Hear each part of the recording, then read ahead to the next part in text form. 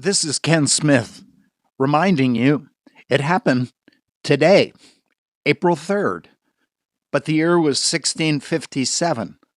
On this day, Oliver Cromwell refused the crown to become King of England.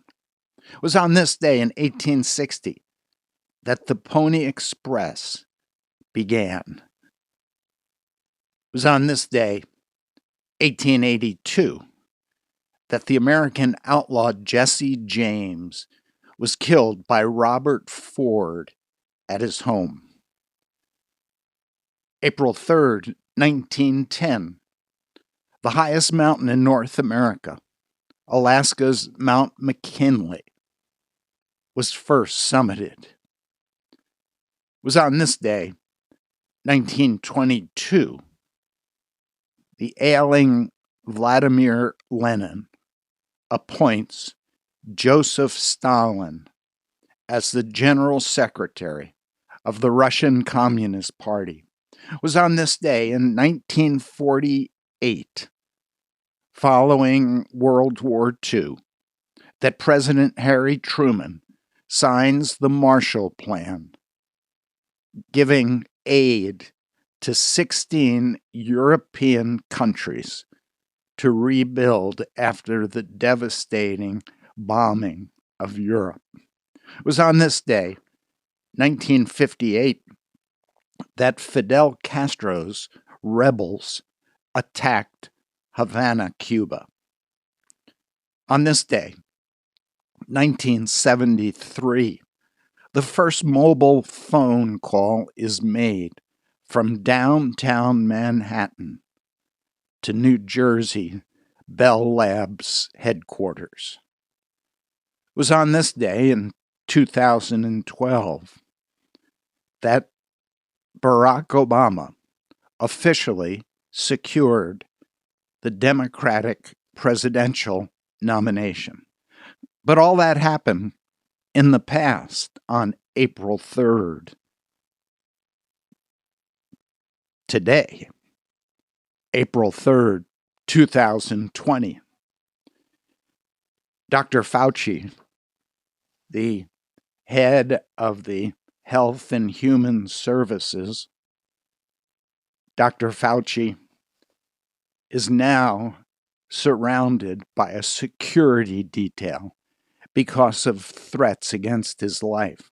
But also, it was just this morning that an online petition is making the rounds, calling for the public health expert, Fauci, 79 years old, to be named People magazine's sexiest man alive. How accurate are the dire projections that we hear repeatedly on the radio and television related to the pandemic? Well, just the other day at a meeting, Dr. Fauci, director of the National Institute of Allergy and Infectious Diseases, told a meeting of his leaders, "I've looked at all the models. I've spent a lot of time on these models. They don't tell you anything. You can't really rely upon models." We've all seen the projections, the high arcing mountain showing the worst case scenario of 1.5 million to 2.2 million deaths of Americans if we do absolutely nothing to stop the virus. And then the smaller, but still imposing hill with 100,000 to 240,000 deaths if measures like social distancing are taken. These projections, we're told, are based on 5 or 6 models, including the Imperial College of Britain, and Harvard, Columbia, and Northeastern universities. It is these models that created the ability to see what these projections could do and how steeply they could be depressed or pushed down. Just today, Jeffrey Shaman, a Columbia University epidemiologist whose models were cited by the White House, said his own work on the pandemic doesn't go far enough into the future to make predictions to the ones that we are hearing repeatedly. He says, we don't have a sense of what's going on in the here and now, and we don't know what people will do in the future. We don't know if the virus is seasonal. But as the common knowledge of statisticians goes, a model is only as good as the assumptions it's built on. Like any computer program, GIGO, garbage in, garbage out. How accurate is the information being fed into these models?